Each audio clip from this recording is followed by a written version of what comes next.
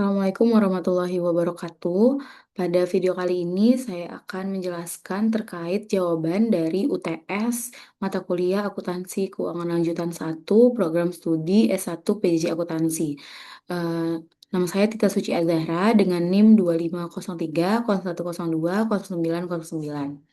Baik, selanjutnya untuk penjelasan soal nomor satu, di mana kondisi perusahaannya pada tanggal 28 Desember 2021, yaitu PT JIK mengambil alih seluruh aset bersih dari PT AIS, termasuk aset dan kewajibannya, yang semuanya dinilai berdasarkan nilai wajar. Sebagai pembayaran atas akuisisi ini, PT JIK menyerahkan uang tunai sebesar 600 juta dan menerbitkan 50.000 lembar saham untuk para pemegang saham PT AIS.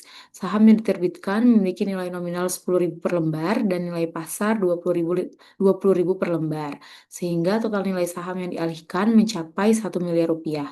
Jika ditambahkan dengan pembayaran tunai, total imbalan yang dikeluarkan oleh PT JIK untuk transaksi ini mencapai 1,6 miliar rupiah. Setelah proses akuisisi selesai, PT AIS resmi dibubarkan dan semua kegiatan operasionalnya dilanjutkan oleh PT JIK.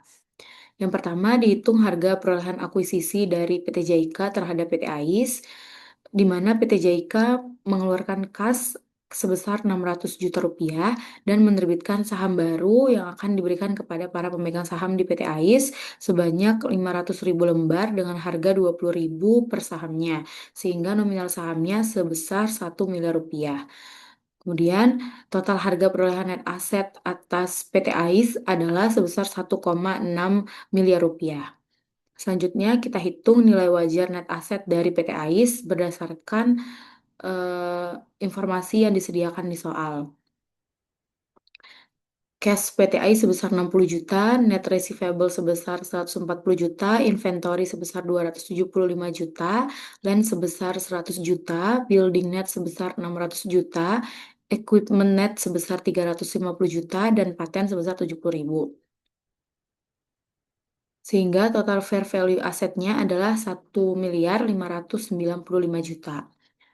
Ada liabilities di sini, yaitu account payable sebesar 80 juta, notes payable sebesar 135 juta, dan other liabilities sebesar 60 juta. Ya. Di sini patennya ini 70 juta, saya salah belum memasukkan ribuannya di sini, sehingga total fair value liabilities-nya adalah sebesar 275 juta.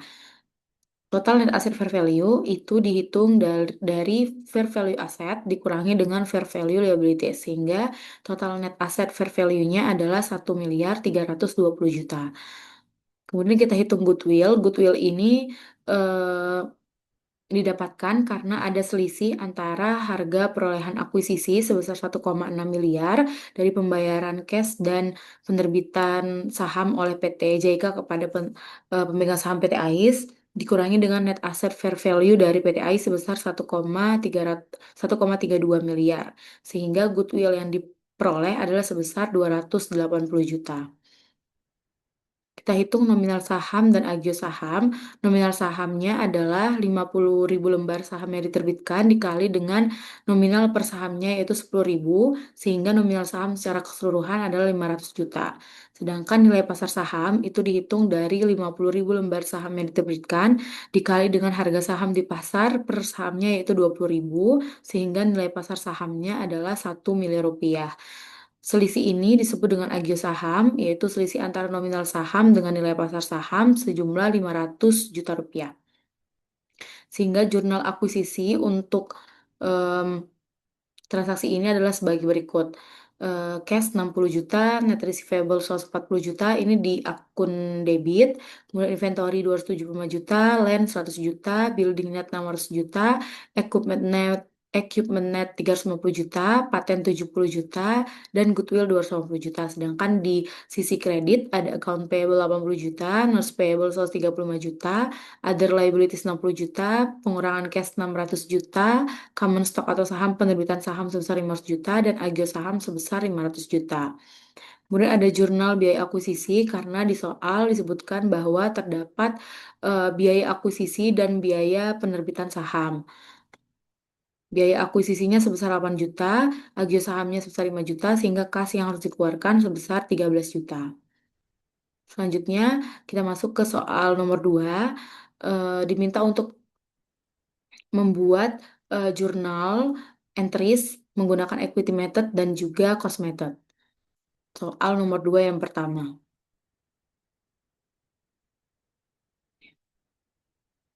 Yang pertama, menggunakan equity method. Equity method adalah metode pencatatan investasi yang digunakan ketika perusahaan induk memiliki pengaruh signifikan atau kendali atas perusahaan yang diinvestasikan. Dalam metode ini, nilai investasi akan bertambah ketika perusahaan yang diinvestasikan memperoleh laba sesuai bagian kepemilikan investor, dan akan berkurang ketika perusahaan tersebut membagikan dividen kepada investor. Nah, soal nomor 2 ini, keterangan dari soalnya adalah pada 1 Januari 2001, PT Merapi mengakuisisi 100% dari PT Tubagus, sahamnya sejumlah $450.000, dan PT Tubagus ini memiliki net asset yang memiliki book value $450.000. Nah, yang pertama kita hitung dulu laba PT Tubagus, di mana income from Tubagus adalah 34.000 sesuai dengan yang ada di trial balance, yaitu income from Tubagus sebesar 34.000. Kemudian laba bersih ini akan diakui oleh PT Merapi sebagai nilai tambah investasi karena di sini kita hitung menggunakan equity method. Kemudian dividen yang dibagikan oleh PT Bagus, dividen yang akan dibagikan pada trial balance PT Bagus adalah 5.000. Karena PT Merapi memiliki 100% saham di PT Bagus, maka seluruh dividen itu akan dibagikan kepada PT Merapi. Ini dividen declare dari PT Tubagus itu adalah sebesar 5.000.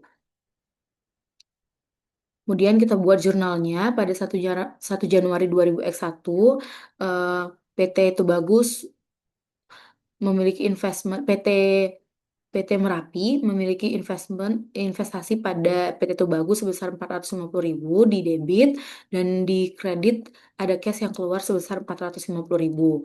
Kemudian pada 31 Desember 2001,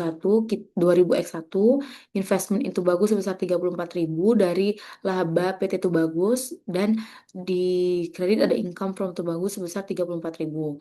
Nah, saat pembagian dividen itu PT Merapi mencatat cash di debit sebesar 5.000 dan investment itu bagus di kredit sebesar 5.000, sehingga net investment itu bagus pada 31 Desember 2001 sebesar 479.000, yaitu 450 ditambah 34.000 dikurangi dengan 5.000. Kemudian menggunakan cost method, di mana metode biaya adalah metode pencatatan investasi yang mencatat investasi sebesar harga perolehannya. Dalam metode ini, nilai investasi tidak berubah meskipun perusahaan yang diinvestasikan memperoleh laba ataupun rugi. Pendapatan baru diakui ketika investor menerima dividen dari perusahaan yang diinvestasikan. Nah, jadi di sini untuk laba dari PT Tubagus itu tidak memengaruhi nilai investasi dari PT Merapi. Sedangkan dividen yang dideklar pada trial balance PT Tubagus sebesar 5.000, akan dividen tersebut dicatat PT Merapi sebagai pendapatan atau hasil dari investasi. Sehingga jurnal entries-nya pada 1 Januari 2001 sama dengan menggunakan equity method, mana PT Merapi mencatat investment itu bagus di debit sebesar 450.000 dan di kredit ada akun cash yang berkurang sebesar 450.000. Dan saat pembagian dividen akan dicatat cash di debit sebesar 5.000 dan investment itu bagus pada kredit sebesar 5.000. Net investment itu bagus adalah sebesar 450.000. Kemudian yang kedua, diminta untuk membuat elimination entries dan reconciliation entries untuk konsolidasi menggunakan equity method. Yang pertama, reconciliation entries. Pada perhitungan net investment dan income from PT Tubagus dengan menggunakan equity method berbeda jika dibandingkan dengan trial balance yang disajikan di soal. Oleh karena itu, diperlukan rekonsiliasi untuk melakukan penyesuaian terhadap net investment dan juga income. Saldo investasi menurut equity method yaitu 480.000 saldo investasi di awal, kemudian ditambah dengan laba PT Tubagus sebesar 34.000 dan dikurangi dengan dividen sebesar 5.000, sehingga saldo investasi menurut equity method yang udah dihitung sebelumnya di soal nomor 2A itu sebesar 479.000. Sedangkan saldo pada trial balance, dicatat sebesar 325.000, yaitu ini, investment into Bagus yang dicatat oleh PT Merapi sebesar 325.000. Karena ada perbedaan, maka dibutuhkan rekonsiliasi. Eee Perbedaannya sebesar 154.000. Terdapat selisih 154.000 antara saldo investasi menurut equity method dan saldo yang tercatat pada trial balance PT Merapi. Karena soal tidak memberikan informasi penyebab dari selisih tersebut, rekonsiliasi yang dapat ditunjukkan dalam bentuk perhitungan dan penjelasan, bukan jurnal yang pasti. Selanjutnya kita akan masuk ke elimination entries. Yang pertama, elimination entry S atau stock elimination. Entry S ini dibuat untuk mengeliminasi akun ekuitas PT Tubagus terhadap akun investment into Bagus milik PT Merapi. Eliminasi ini diperlukan agar tidak terjadi perhitungan ganda atas investasi dan ekuitas anak perusahaan dalam laporan keuangan konsolidasi. Sehingga ditulis common stock PT Tubagus sebesar 270.000 di, debit, retained earning PT Tubagus sebesar 250.000 dan retained earning sebesar 520.000 di, akun kredit. Yang pertama, kemudian entry Entry E atau income elimination yang digunakan untuk mengeliminasi akun income from subsidiary yang telah diakui oleh perusahaan induk. Tujuannya agar laba anak perusahaan tidak dihitung dua kali karena laba tersebut sudah tercermin dalam pendapatan dan beban anak perusahaan yang dikonsolidasikan. Sehingga jurnalnya adalah, akun income from Tubagus di debit sebesar 34.000 dan akun investment in Tubagus di kredit sebesar 34.000. Kemudian, dividen elimination-nya yang digunakan untuk mengeliminasi dividen yang dibagikan oleh anak perusahaan kepada perusahaan induk. Tujuannya karena dividen tersebut merupakan transaksi internal dalam satu kelompok usaha dan bukan pendapatan bagi entitas konsolidasi. Sehingga jurnalnya ditulis akun investment into Bagus di debit sebesar 5.000 dan akun dividen declared di kredit sebesar 5.000. Selanjutnya, soal ketiga yaitu soal studi kasus. Soal ini diminta untuk, menjelaskan bentuk penggabungan, pada kasus Bank Mandiri yang dikaitkan dengan teori akuntansi keuangan lanjutan. Yang pertama, perlakuan akuntansi atas biaya-biaya terkait dengan akuisisi, serta pada saat Bank Mandiri mencatat akuisisi yang melibatkan penerbitan surat berharga, bagaimana perlakuan akuntansinya terkait dengan penerbitannya. Ya, latar belakang dari penggabungan Bank Mandiri Bank Mandiri ini didirikan pada tanggal 2 Oktober 1998 sebagai salah satu langkah pemerintah Indonesia dalam mengatasi dampak krisis moneter pada tahun 1997 sampai dengan 1998. Pembentukan Bank Mandiri dilakukan dengan menggabungkan 4 bank milik negara yaitu Bank Bumbinaya, Bank Dagang Negara, Bank Ekspor Impor Indonesia, dan Bank Pembangunan Indonesia. Dalam teori akuntansi keuangan lanjutan, penggabungan ini termasuk bentuk konsolidasi karena keempat bank tersebut dibubarkan dan kemudian dibentuk satu perusahaan baru, yaitu PT Bank Mandiri. Seluruh aset, kewajiban, serta kegiatan operasional dari keempat bank tersebut dialihkan ke Bank Mandiri sebagai entitas baru hasil penggabungan.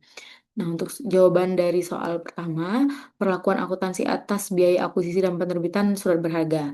Dalam suatu kombinasi bisnis, terdapat berbagai biaya yang timbul selama proses penggabungan usaha. Secara umum, biaya tersebut dibagi menjadi dua kelompok. Pertama, biaya yang berhubungan langsung dengan proses akuisisi, seperti biaya konsultan, biaya hukum, biaya audit, dan biaya penilaian perusahaan. Berdasarkan PSAK 22, biaya-biaya tersebut tidak dimasukkan ke dalam harga perolehan akuisisi, tetapi langsung diakui sebagai beban pada periode terjadinya dan dicatat dalam laporan laba rugi. Kedua, biaya yang timbul karena penerbitan saham atau surat berharga, misalnya biaya pencetakan saham, biaya registrasi, dan biaya jasa penjamin emisi.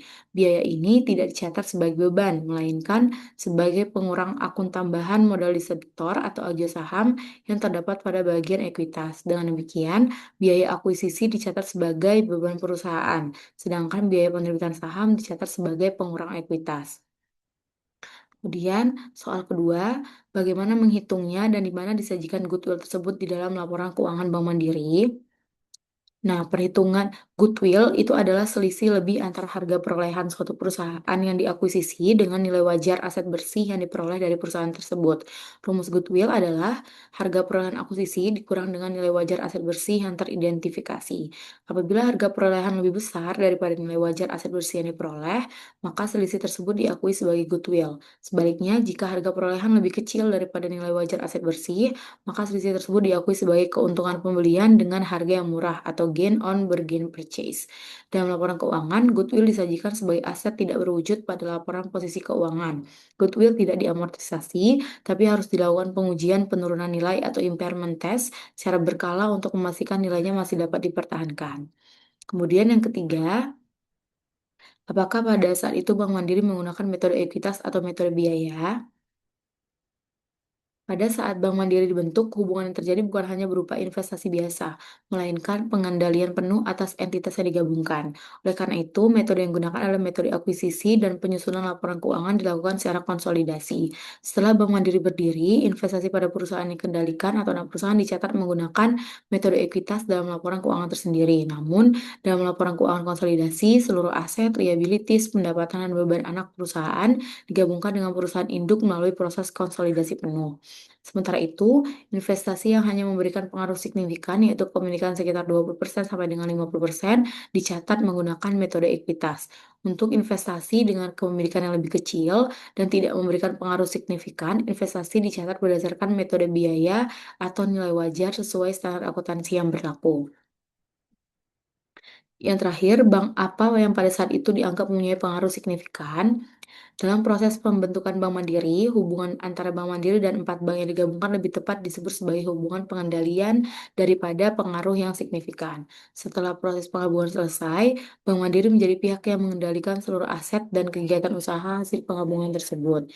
Namun, apabila dilihat dari proses integrasinya, Bank Eksim sering dianggap memiliki peran yang cukup dominan karena sistem dan infrastrukturnya banyak digunakan sebagai dasar dalam proses penyatuan keempat bank tersebut. Dari sudut pandang akuntansi, konsep pengaruh signifikan biasa digunakan untuk investasi pada perusahaan asosiasi. Dalam kasus Bank Mandiri, hubungan terjadi adalah pengendalian penuh sehingga lebih tepat kategorikan sebagai hubungan induk dan entitas yang dikendalikan. Baik, sekian penjelasan saya terkait jawaban UTS Akuntansi Keuangan Lanjutan 1 semester genap untuk program studi S1 PJ Akuntansi. Mohon maaf apabila ada kesalahan hitungan atau kesalahan penyampaian. Terima kasih atas perhatiannya. Wassalamualaikum warahmatullahi wabarakatuh.